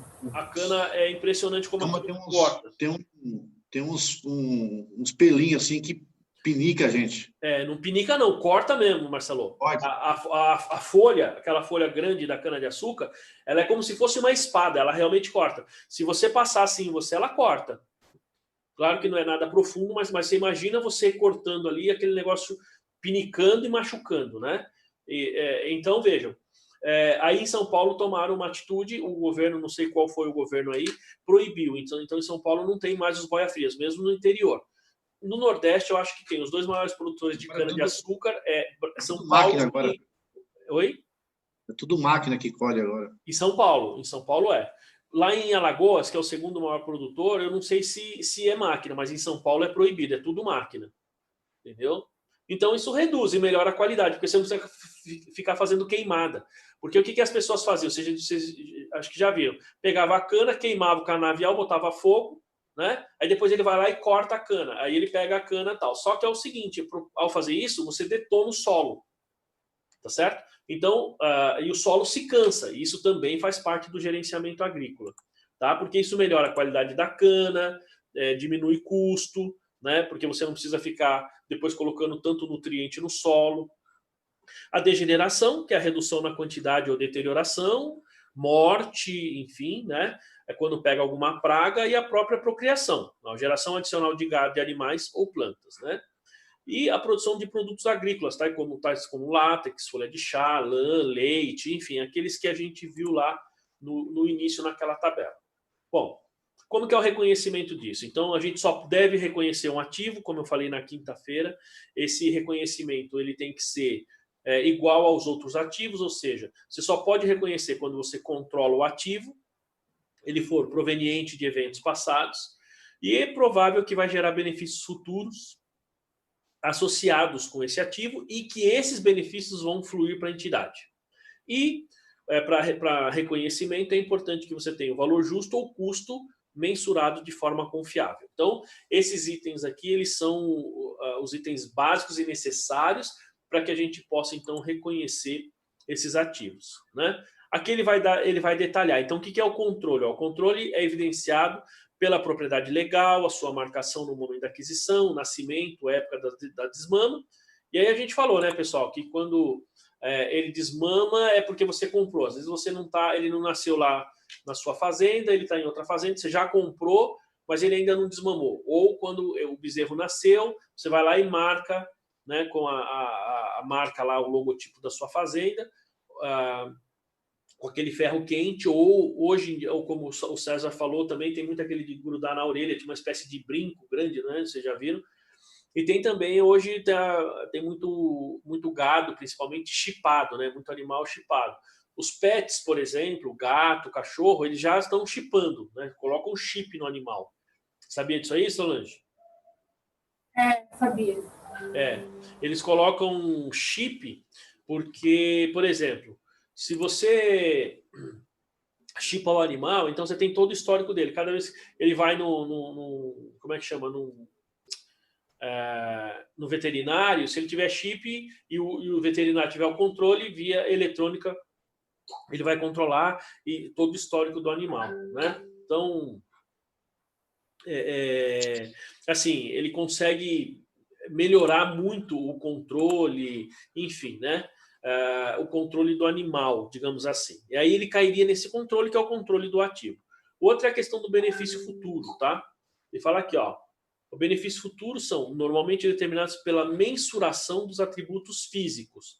Então, eu tenho um gado hoje que ele pesa 10 quilos e amanhã está pesando uns 50 quilos, né? 60, 70 quilos, ou seja, ele vai engordando até chegar, sei lá, 200 quilos. Então, esses valores, pessoal, eles vão aumentando o ganho do produtor. Por quê? Porque imagina que você tem um gado e você está mensurando ele por valor justo, então à medida que ele vai ganhando peso, por isso aquela coisa da categoria de tanto a tantos quilos, não sei o quê, tanto a tanta idade, né? Você vai mensurando esse ganho a partir do valor justo que você vai medindo a cada fechamento, tá? Tudo bem até aí, pessoal? Sim. Tranquilo? Tranquilo, professor. Suave? Então tá bom. Hoje estamos caminhando melhor, né? Bom, ele fala aqui, ó, então o ativo biológico deve ser mensurado. Ó, aqui é aquele ponto, isso aqui é bem importante, tá, pessoal? Depois nós vamos fazer uma atividade com relação a isso aqui, ó. Olha o que ele fala aqui, ó. O ativo biológico deve ser mensurado ao valor justo, menos as despesas de venda, no momento do reconhecimento inicial e no final de cada período de competência, exceto para os casos em que o valor justo não pode ser mensurado de forma confiável. Muito bem. Bom, esse ponto aqui é um do que a gente falou e vale a pena a gente retomar rapidamente. É assim, é aquilo que eu estava falando logo no início. Então veja que a própria norma ela diz que você tem que reconhecer o ativo pelo valor justo menos as despesas de vendas. Então, via de regra, sempre que você reconhecer um ativo, estou falando via de regra porque não é sempre que vai acontecer, né? Você vai ter como é que se diz? O valor justo muitas vezes menor que menor do que aquilo que você pagou, você reconhece uma perda. 2 pontos importantes aí. Primeiro, a norma, no caso do ativo biológico, ele pede para você fazer isso desta maneira pelo seguinte, porque quando você compra um ativo biológico, a probabilidade dele morrer ou degenerar, como a gente viu aí no conceito, é bastante grande, tá? Então, por conta disso, você pode ter uma perda nesse bem, tá certo? É uma perda que vai acontecer. Então, se você deixa para reconhecer essa perda lá na frente, isso significa que você estaria, digamos, postergando o reconhecimento dessa perda quando ele ocorre já naquele momento. Então, se você tem um valor justo e se você fosse vender naquele momento o valor seria mais baixo, em tese, você já tem uma perda, tá? Por isso que a gente já tem que reconhecer o valor de aquisição menos as despesas de vendas, ou seja, o valor justo menos a despesa de venda, tá? Outra coisa importante é que, assim, como é que a gente vai reconhecer isso? Imagina que, por exemplo, você... Assim, até o valor justo, até o momento do valor justo, de você reconhecer com o valor justo, você tem uma série de gastos. Por exemplo, pega um gado, por exemplo, né? Você tem, por exemplo, acho que foi a Daniele, se não me engano, alguém me fez essa pergunta na quinta-feira, tá? Por exemplo, imagina que você tem lá um bezerro, ele ainda não nasceu, certo? Então você não tem o valor justo dele, mas você tem os gastos que você teve lá de medicamento, de ração própria lá para o gado, enfim, veterinário, você teve uma série de gastos até o bezerro nascer. Quando esse bezerrinho nasce, tá? Então eu vou medir o valor justo dele, meço o valor justo para fazer o registro, tá? Só que assim, parte desse valor já foi reconhecido como custo. Entendeu? Então, aqueles gastos é como se fosse imobilizado em andamento e depois, quando você mede o valor justo, você só complementa o valor. Não sei se ficou claro isso, pessoal. Vamos lá, Solange. É assim, ó. Você tem um gado, você tem um bezerro, que o valor justo dele no momento do nascimento seria, sei lá, R$1.000. Só que você gastou 300 ao longo, digamos assim, do nascimento dele. Tá certo? Então... Por que esses 300? Esses 300 seriam medicamento, coisa que você teve para aquele gado nascer saudável. Então ele nasceu, você já gastou 300. Então o valor que você vai reconhecer seria só 700. Porque se o valor justo dele em tese é 1.000 e você já gastou 300, você reconhece só a diferença.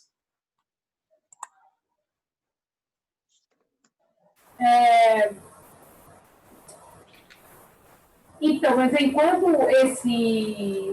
esse custo está acontecendo, ele fica onde? Contabilizado onde? É como se fosse imobilizado em andamento, por exemplo. Seria mais ou menos o mesmo conceito, entendeu? Então, quando nasce o bezerrinho, o filhotinho, ele, aí você considera, aí você faz a mensuração, o valor justo, e aí você reclassifica do imobilizado em andamento para o estoque. Não, então, depende. É que assim, eu tô dando exemplo de imobilizado em andamento, mas vamos supor, por exemplo, se for para venda, então ele estaria dentro do... assim, eu falo dentro do estoque, mas vamos lá, deixa eu melhorar essa fala, tá?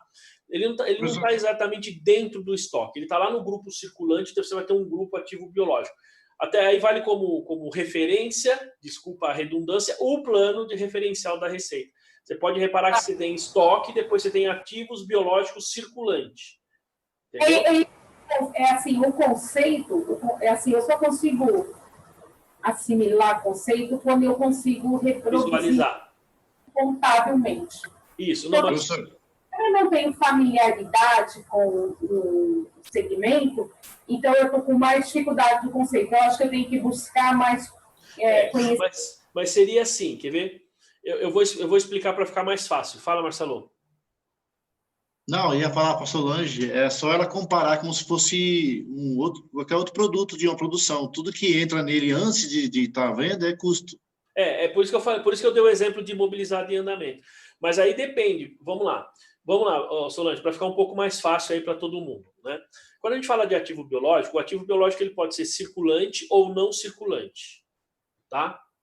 Bom, se eu tenho intenção de venda desse ativo biológico, ele vai estar dentro do circulante. Ele não está exatamente dentro do estoque, tá? Você imagina o seguinte, contabilmente falando, pensa na sua estrutura de balanço.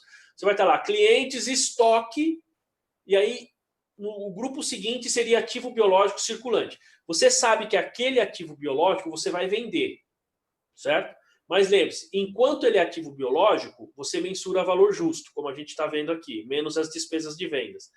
Tá? Mas ali, aquele que está no circulante, você já tem a intenção de vender. Significa que no momento, aí por isso que ele fala, da colheita, do abate, entendeu? Você tira ele de ativo biológico e passa ele para estoque. Então vamos pensar, vamos lá, um exemplo bem prático. Na laranja. Eu tenho meu pé de laranja. Eu tenho meu pomar com as laranjas, tá certo? A minha laranja é o quê, Solange? Ou Marcelo, pode responder qualquer um aí. Produto agrícola. Produto agrícola. Não.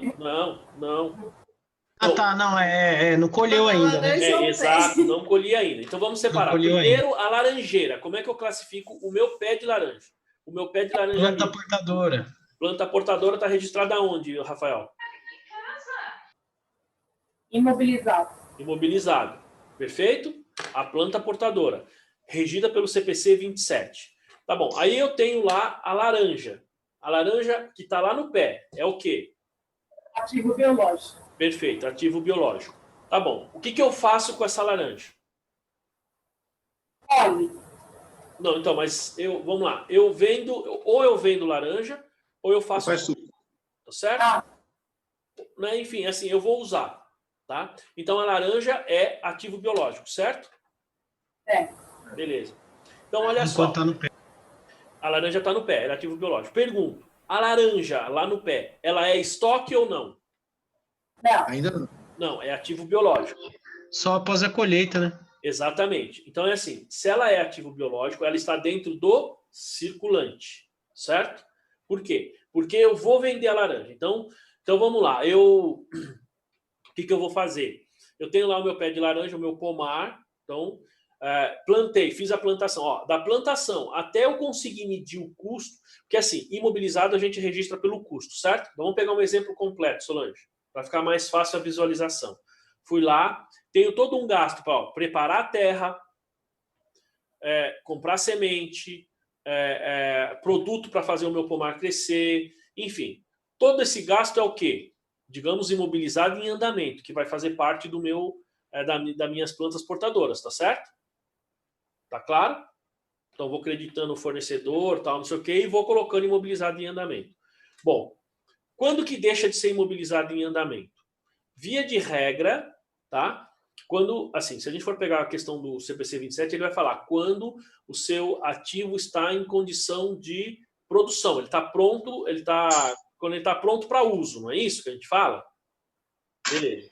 Então, quando a planta ela já está na condição, se não me engano, a primeira produção não vale, se eu não me engano, tá? Pelo menos para uva não vale, tá? Então, digamos que na primeira florada, por exemplo, ela ainda não vale. Então, todo gasto, você precisa... Aí, claro que quem vai falar isso é um engenheiro, é um agrônomo, né, um biólogo, aí, dependendo do caso, ele vai falar assim, ó, nesse caso, o engenheiro agrônomo, ele vai falar assim, ó, a planta está em condição de produção depois, sei lá, que teve a primeira colheita. Então, vejam que todo o gasto até a primeira colheita vai ser como se fosse imobilizado em andamento. Percebeu? Você vai acumulando custos, tá? Bom, terminou, está pronta, daqui para frente essa planta está perfeita. Então você vai tirar de imobilizado em andamento e você vai ter lá plantações, né? Imobilizado, plantações, pé de laranja, não sei quanto. Bom, como é que a gente mensura isso? Pelo custo. Nesse caso é pelo custo. Você consegue medir o custo, você tem o custo e você vai colocar ele lá, no seu ativo imobilizado. Tá perfeito até aí? Sim. Beleza. Aí começou, então, o ciclo, né? A plantação. Então, você vai lá, vai esperar a próxima safra. Então, começa a crescer e tal. E aí você tem os gastos com essa produção, né? Com essa, digamos, para nascer a laranja, tal, os insumos que você gasta para você não perder a laranja. Então, a laranja vai crescendo e você tem os insumos lá. Então, você tem que lembrar que você tem os gastos e o valor justo desses insumos. Então, quando chega lá no final, esses gastos eles vão compor o custo, digamos assim, da laranja. Então, você gastou, você teve despesa com veterinário, pode até ser veterinário, né? Veterinário, com insumos lá, contra a praga, esse tipo de coisa, pensando no caso da laranjeira, para que a laranja se desenvolva, né? E aí, veja só, quando a laranja chega num determinado estágio, você vai medindo o valor justo dela, certo? E dentro desse valor justo, aquele custo vai fazer parte dessa mensuração, porque você vai complementar. Por exemplo, digamos que você pega a laranja num determinado estágio, eu vou chutar aqui os valores, sei lá, uma certa quantidade num primeiro estágio de medição, o valor justo dela é R$1.000, certo? Então, você teve um custo de 100. O que é esse custo de 100? Que aí, onde que vai estar isso? Vai estar lá no seu ativo biológico, circulante ou não circulante? Agora nós estamos falando da laranja. Circulante. Circulante, ó. Ativo biológico circulante. Então, por exemplo, você perguntou como é que eu contabilizo? Então eu fui lá, comprei defensivo agrícola. Gastei lá com um engenheiro agrônomo para o cara ir lá controlar a minha produção. Então, todos esses gastos eu vou debitando lá no custo lá desse meu ativo biológico laranja. Tá claro, Solange? Tá. Bom, aí chegou primeiro período para mensurar o meu valor justo. Como é que eu vou fazer? Eu vou chegar lá, eu não sei quanto tempo entre a florada da laranja e a laranja pronta para colheita, eu não sei quanto tempo demora, né? Vamos ver aqui já, vamos ver quanto tempo isso demora. Porque aí, ó, todo o gasto... Olha lá, vamos ver. Olha aqui, ó. Em geral, as mudas aqui... Não, Olha aqui, ó. Vou ler um negócio aqui para vocês, ó. A laranjeira geralmente é cultivada a partir de sementes encontradas em seus frutos. E, em geral, as sementes demoram entre 2 semanas para germinar. Só que lembrando, pessoal, quando ele fala que 2 semanas para germinar, tá? Nós estamos falando 2 semanas para ela nascer, sair da terra só. Para ela germinar ali. Não é para nascer, tá? Aí eu vou compartilhar a tela aqui com vocês, para vocês lerem aqui junto comigo. Fica mais fácil. Ó, estão lendo aí a tela? Ó, a laranjeira geralmente é cultivada a partir das sementes encontradas e, em geral, as sementes demoram entre 1 e 2 semanas para germinar. Ó, após a germinação, deve ser exposta ao sol e variam entre 1 e 3 anos para dar frutos. Tá vendo? Ó, o meu cunhado já planta laranja há mais de 10 anos. Como a laranjeira leva um tempo considerável para a média é de 24 meses após o plantio. Tá vendo? Então, você tem aqui algumas médias, alguns tempos que o mercado já sabe. Então, entre a laranja nascer lá no pé e ela está pronta para corte, você vai ter que medir valor justo ali, certo? Eu vou chutar aqui, pessoal. Vamos imaginar que seja 6 meses. Estou chutando. Entre a laranja, a florzinha da laranja e a laranja pronta para colher. É só um chute, tá? Vamos imaginar que seja 6 meses. Durante esses 6 meses, então chegou lá no mês de... Vamos imaginar que de janeiro nós vamos colher em junho, tá bom? Só para ficar claro o exemplo, tá? Então, em janeiro, nasceu a florzinha lá em janeiro. Só que nasceu a florzinha, então eu tenho gasto com o agrônomo, tenho defensivo agrícola, tenho, enfim, remédio contra a praga, os funcionários, tudo isso. Então, isso eu vou debitando lá como dentro como custo lá de produção, mas não é custo de produção, vou lançando como... Eu vou debitando o valor, como se diz... É que o exemplo que eu vi, ele chamava de custo lá dentro do ativo biológico no circulante. Vamos chamar assim, vou chamar uma conta de custo de produção, vamos chamar assim, tá? Ativo biológico, tá? Estou falando da laranja, não mais da laranjeira. Bom, aí chegou no primeiro mês, eu vou medir o valor justo da laranja. Então ela já está num tamanhinho que já tem valor justo. Então vamos supor que eu gastei 1.000. E toda aquela minha produção lá, o valor justo chega a 1.500. Então veja, eu já gastei 1.000, não gastei? Certo, Solange? Debitei lá nos meus ativos biológicos e creditei caixa banco. Aí eu vou medir o valor justo. O valor justo daquela produção é 1.500. Eu gastei 1.000. Então o que eu faço? Eu reconheço só os 500. Porque 1.000 eu tive de custo e 500 é o valor justo. Então eu tenho um ganho de valor justo. Foi uma pergunta que a Daniela tinha até feito, né? A questão até da tributação com relação a isso. Então, aí o que eu vou fazer? Vou debitar o meu ativo biológico 500 e vou creditar ganho, né? Ganho no valor justo. Certo? Beleza. Passou mais um mês. Aí eu tenho lá mais um pouco de gasto que eu tenho. Eu vou debitar essas contas da minha plantação.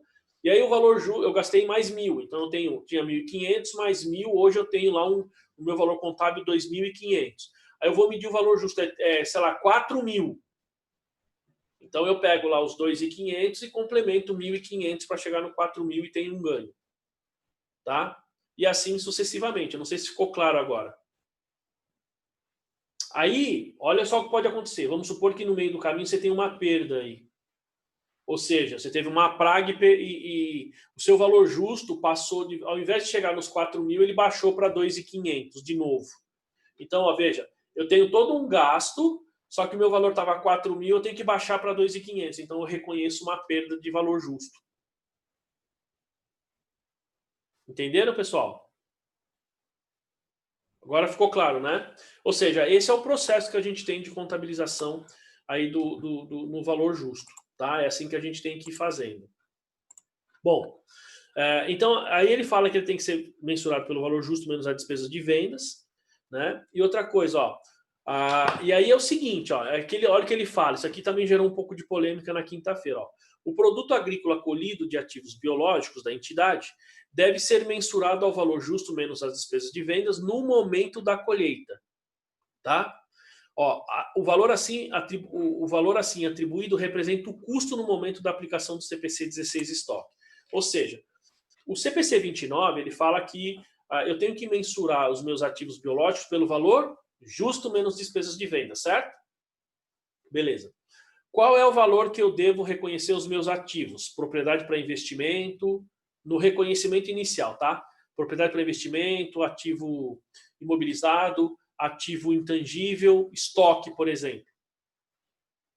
Qual o valor que eu devo reconhecer? Valor justo, custo de aquisição. Custo de aquisição?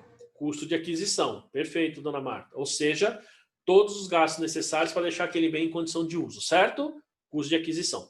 Diferentemente do ativo biológico, tá? Vocês estão vendo que o ativo biológico é o valor justo menos as despesas de vendas, tá? Então, nesse ponto que ele está falando aqui, ó, eu vou reconhecer o estoque aqui, ó. Tá? Vou reconhecer o estoque. Bom, eu estou falando da laranja. A laranja chegou, o meu valor justo no momento da colheita é R$4.000. Aí eu colhi, certo?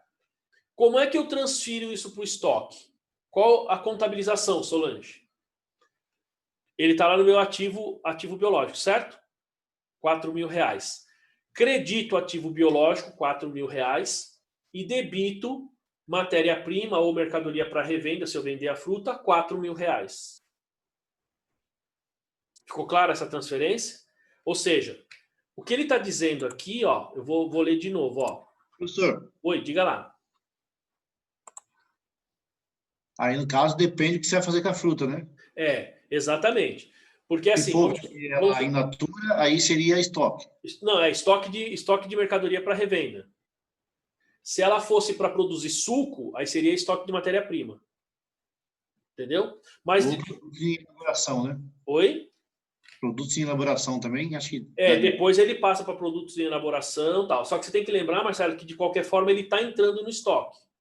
Certo. Seja como matéria-prima ou como mercadoria para revenda. Está entrando no grupo ali, né? Exatamente, ele está entrando no grupo de estoque. Ele sai do grupo de ativo intangível, de ativo... até fugiu aí, ativo biológico, e passa para estoque, né? Qual o valor? Só depende do que você vai fazer com ela, né? Exatamente. Então lembre-se, qual é o valor que nós devemos reconhecer o nosso estoque? Professor, Custo de aquisição. Diga, Marta. mas, por exemplo, no caso, no momento dessa transição, eu vou estar reconhecendo pelo meu valor justo, certo? Exato, isso aí. Estoque. Isso, é isso mesmo. Eu só vou depois, aí no momento que eu vou ter nas operações, esse estoque meu, ele vai ser avaliado por custo de aquisição, ou não? Não, é que funciona assim, ó. Então, essa passagem é importante, tá, Marta? Essa passagem é muito importante. Quer ver, ó? Vou ler aqui o slide. Ele fala assim, ó. O produto agrícola colhido de ativos biológicos da entidade, ó, o colhido, né? Deve ser mensurado ao valor justo menos as despesas de venda no momento da colheita. Então, assim, é como eu disse, você chegou num certo ponto, a laranja você colheu. O valor justo da laranja naquele momento era R$4.000. Tá? Tá claro até aí, né? Aí ele fala assim, ó. O valor assim atribuído representa o custo no momento da aplicação do CPC 16. Ou seja, então, esses R$4.000, que era o meu valor justo lá no ativo biológico, ele vai entrar por estoque e esse valor representa o custo de aquisição. Perfeito? Tá claro? Ah, entendi. Então, assim, aí ele entra no estoque como custo de aquisição R$4.000. E ali você vai ter o quê? Então, vamos lá, como o Marcelo falou, se eu vou revender. Se eu vou revender, então o meu custo, aí o meu PEPS, minha média ponderada lá vai ser R$4.000, é o valor de entrada no estoque. Tá? Se for para produção, então ali eu tenho a minha entrada de matéria-prima por R$4.000. Depois eu vou pegar essa laranja e vou produzir. Aí você tem a mão de obra, aí você tem a energia elétrica, que aí ele vai compondo o custo do suco. Entendeu? Que aí é um processo de... Já é o custo do produto acabado. É o custo de produto normal que a gente está acostumado. Exatamente. Não sei se ficou clara essa passagem, pessoal. Estou dando uma reforçada, porque esse ponto na quinta-feira eu falei bem no finalzinho, né? Já estava todo mundo cansado ali, né? A Daniele já estava lá cochilando, né, Daniele? Durante a semana é puxada a aula, não é? Enfim. Aí depois, para formar o preço de venda do suco, aí você pega o custo de aquisição mais os custos do produto. Você teve que para poder fazer o suco, para poder ter o preço de venda, né? O preço de custo de venda. Não, então, vamos lá, Marcelo. Isso a pessoa faz bastante confusão. Você fala o custo do produto acabado ou o preço de venda? São duas coisas. O custo do produto acabado, você vai conseguir à medida desses que você vai agregando esses custos. Isso. Agora, você chegou no custo do seu produto acabado. Para chegar no preço, você vai acrescer as despesas, impostos. Você vai acrescer os tributos, né, os impostos, você vai acrescer sua margem de contribuição, enfim, até... Aí você monta o markup e chega no preço. Entendeu?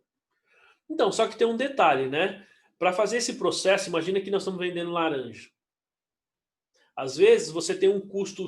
Por isso que entra, pessoal, uma coisa importante, tá? Por isso que entra essa questão que a gente falou aí de subvenção, né, no caso do governo. Por quê?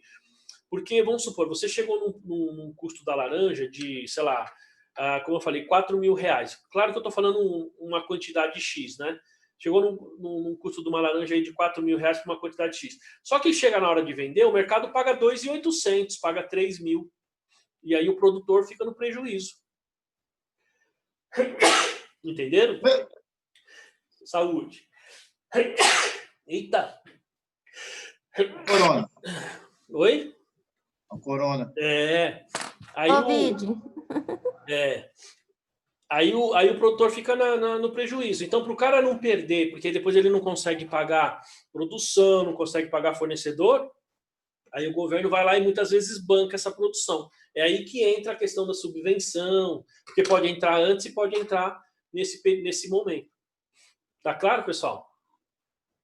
Ficou claro aí, gente, essa passagem aí, esse ponto aí? Isso é bem importante, tá? Isso é bem importante. Muito bem. Aí a gente tem aqui, ó, então, ó, a mensuração do valor justo, do produto agrícola pode ser facilitada pelo agrupamento, como a gente já falou aí no início. Então, eu agrupar os ativos biológicos, eles me ajudam, né? Eles nos ajudam a... Tá, tudo bem, Rafa, sem problema. Eles nos ajudam a não só mensurar, mas ajudam a controlar, né? Ajudam a ter aí digamos, uma classificação, reconhecimento e mensuração de forma mais segura, de forma mais, digamos, mais confiável, né? E ele fala, a entidade deve identificar os atributos que correspondem aos atributos usados no mercado como base para fixação de preço. Então, como o próprio Marcelo falou, é assim, como é que eu vou dar o preço para esse animal, né? Para essa fruta? Então, por exemplo, a gente tinha falado da banana, lembra da banana, a banana tipo exportação, quando você tem a maçã, a gente até falou, é a maçã da Branca de Neve, né? No começo do ano passado, né? Eu fui para o México e a gente caminhando lá no centro do México, lá na cidade do México, tem um calçadão lá, perto do Zócalo, né? Que eles chamam de Zócalo, que é bem o centro da cidade, o marco zero da cidade. A gente parou numa lojinha que vendia frutas, né? A minha irmã estava junto, a minha irmã ficou impressionada. Ela nunca tinha visto aquelas maçãs tipo Branca de Neve, sabe? Ela falou, nossa, até comprou. Ela falou, não, preciso comprar, preciso experimentar. Claro que quando você já viaja para outros países, você vê aquele tipo de maçã. Então, esses atributos para separar, para medir, para mensurar, eu preciso separar quais são os atributos que o mercado olha quando eu vendo maçã. Quais os atributos que o mercado olha quando eu vendo café, quando eu vendo gado, quando eu vendo, por exemplo, o pet, aí, um animal, né? Então, quando eu faço esse tipo de análise, aí eu consigo, então, fazer esse agrupamento para ficar mais fácil essa minha mensuração, tá? Ó, não só a mensuração, mas a fixação de preço, né? Bom, ele fala aqui, ó, os custos algumas vezes podem aproximar-se do valor justo, tá? Então nós estamos falando que o reconhecimento ele tem que ser pelo valor justo. Mas olha o que ele diz. Eu reconheço, assim, o custo de aquisição muitas vezes ele é próximo do valor justo. Como eu falei, às vezes você vai gastando, você tem lá o custo de aquisição ou de montagem daquele bem e no momento da aquisição lá ou do reconhecimento inicial, você teve o valor justo. Às vezes esse valor é próximo um do outro. Isso acontece por algumas situações, como a gente vê aqui, ó. Né? Ele fala assim, oi. Sem contar que o mercado, por exemplo, soja, você tem o preço mínimo e o máximo no mercado da soja. Então, o produtor ele tem que reduzir o custo dele para poder ter lucro, né? E aí não é só soja, é praticamente tudo, né? Tudo, né? Tem os preços, o mínimo e o máximo, ele não pode passar daquilo, né? Exatamente. E esse mínimo e máximo ainda muitas vezes está condicionado à qualidade do produto, né? Eu lembro que até citei na quinta-feira, recentemente eu vi lá uma reportagem do pessoal que vendendo tomate, aqui na região, acho que de Mogi, interior de São Paulo aí e tal, né? Só vendendo tomate.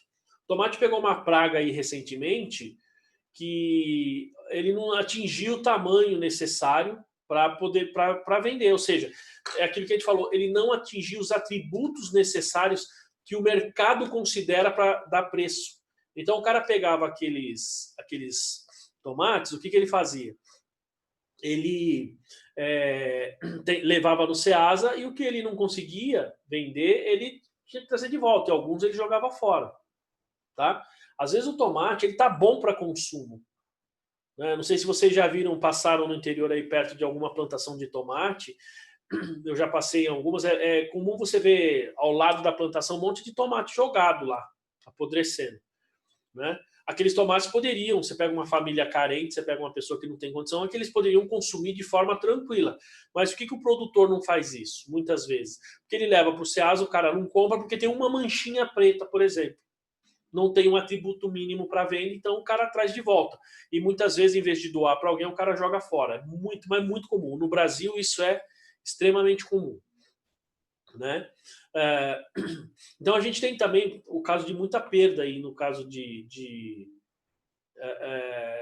digamos, de fruta, né? O tomate é uma fruta, né? Não sei se vocês sabem, né? O tomate é fruta, né? Então, no caso do tomate, por exemplo, tem bastante esse tipo de perda aí, tem bastante esse tipo digamos, de... Professor, o Greenpeace que faz muito essa pesquisa de desperdício de alimento, né? Que as pessoas fazem. Faz. Você sabe que no Brasil, em média, 30% do nosso alimento a gente joga fora. É mais ou menos... É um absurdo, né? É um absurdo. Se você pegar o prato que você faz todo dia, assim, se todo dia sobra, você está jogando fora, em média, uns 30% de refeição por dia. É muita coisa, né? Mas por quê? Aí o cara não consegue vender, né? Porque não atinge... Como o Marcelo falou, você tem um preço máximo e um mínimo. Por conta da qualidade do tomate ou de qualquer outro... digamos, grão, animal, esse preço máximo mínimo ele ficaria abaixo, aí você não consegue vender, entendeu? E tem gente que aí se desfaz, isso daí, joga fora, principalmente verdura, legumes, essas coisas jogam fora. O que é poderia doar para as instituições carentes, né? Sim, poderiam. Essas casas de recuperação. Exatamente. Bom, então eu falo aqui, ó. Então, como que o custo se aproxima do valor justo? Fala, ó, quando ocorre particularmente uma pequena transformação biológica, desde o momento inicial, tá? Até o momento que você vai mensurar o valor justo. Aqui ele dá exemplo, ó. Por exemplo, mudas plantadas no período imediatamente anterior ao encerramento das demonstrações contábeis, ou gado recém-adquirido, tá certo? Então, quando você, vamos supor, eu adquiri lá o meu produto, o custo de aquisição, num determinado momento lá em novembro, dezembro, mas eu estou fechando minha demonstração em dezembro. O valor justo ali é praticamente nulo com relação ao custo de aquisição. E outro, não se espera que o impacto da transformação sobre o preço seja material, né? Ou seja, ele variou, mas você tem que lembrar que aqui ele dá o exemplo, ó, para o crescimento inicial da plantação de pinos, cujo ciclo de produção é de 30 anos. Então, se eu comprei no começo do ano e fui apurar em dezembro o meu valor justo, a diferença é muito pequena. Por quê? Porque em um ano, para 30 anos, é praticamente nada, entendeu? É muito, muito baixinho, digamos assim, essa diferença, né? É um período muito curto. Então, o custo se aproxima do valor justo, tá? Ó, só ver uma coisinha aqui. Ó, tá vendo? Ó, vou falar esse último slide. Nosso intervalo é às 10, né, pessoal?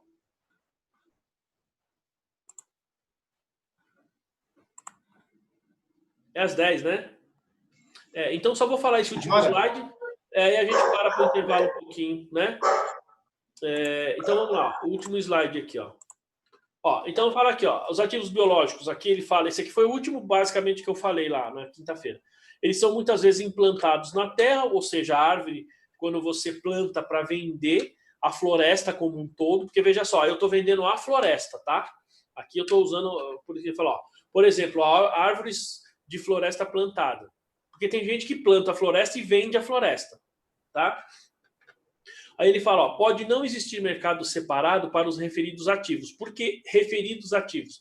Porque eu estou falando da planta, estou falando Vamos pensar no eucalipto. Estou falando do eucalipto, que é um ativo biológico. Estou falando da terra, tá? São duas coisas separadas. Mas pode existir mercado ativo para a combinação deles. Isto é, para os ativos biológicos, terra nua e terras com melhorias como um conjunto. Então, para o ativo biológico, que seria a planta, e a terra que está plantada lá. Tá? Então, o valor justo seria os dois, certo? Eu poderia medir o valor justo para os dois. Ó, a entidade pode usar informações sobre ativos combinados para mensurar o valor justo dos ativos biológicos. Ou seja, o que ele está querendo dizer? Às vezes, eu vou comprar uma floresta. Veja, você compra a floresta, mas você não está comprando a terra, você está comprando só a floresta. A terra continua sendo minha, certo? Mas a floresta está plantada. Então, como é que eu posso medir o valor justo daquela floresta? Bom, eu posso falar assim, bom, se eu for comprar, pensando no caso do eucalipto, o eucalipto neste porte, neste tamanho, com a terra, porque eu precisaria daquele local para plantar, custaria tanto. Bom, aí eu tenho uma medida, uma aproximação do que poderia ser o valor justo dessa combinação de ativos, né? Isso me ajudaria a mensurar esses ativos. Ó, a entidade pode usar informações sobre ativos combinados, então, para mensurar esse valor justo do ativo biológico, ou seja, terra mais floresta, junto os dois, faço uma mensuração ali, e dali eu consigo, ou pelo menos estimar, o valor de quanto seria só a floresta. Né? Por exemplo, o valor justo da terra nua e da terra com melhorias pode ser deduzido do valor justo dos ativos combinados, visando a obter o valor justo do ativo biológico. Ou seja, faço ali uma combinação. Né? O próximo aqui, pessoal, a gente já começa em ganho e perda, não é isso? Ó, ganho e perda. Foi exatamente aqui que nós tínhamos parado na quinta-feira. Tá bom? Bom, então eu dei uma corrida a mais aqui nessa primeira parte para que a gente pudesse finalizar esse espaço aí. Tá bom? Pessoal, então são 10 horas. Eu vou encerrar a reunião agora. 20 minutos a gente volta. E aí a gente entra no mesmo link. Tá bom? Beleza? Então vamos tomar um cafezinho e vamos descansar, pessoal. Então até daqui a pouquinho. Bom cafezinho aí para todo mundo. Tô tomando já. Opa, aí sim, hein?